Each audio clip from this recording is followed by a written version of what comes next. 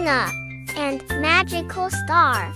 In a magical land where dreams come true, lived a curious little girl named Luna.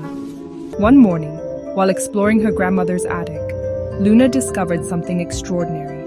The map revealed the location of the legendary star garden, but one star was missing. With her best friend Nibby and a wise jellyfish guide, Luna set off on a magical adventure.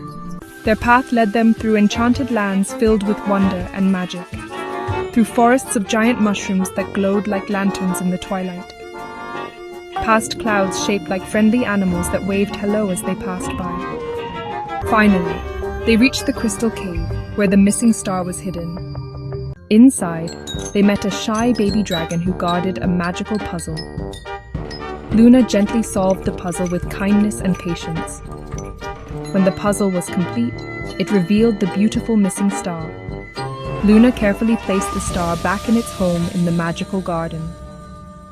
The whole magical world celebrated as light and wonder returned to every corner. That night, Luna cuddled with Nibby under the starry sky, dreaming of new adventures. And every wish begins with a dream. Carimaa Tunes.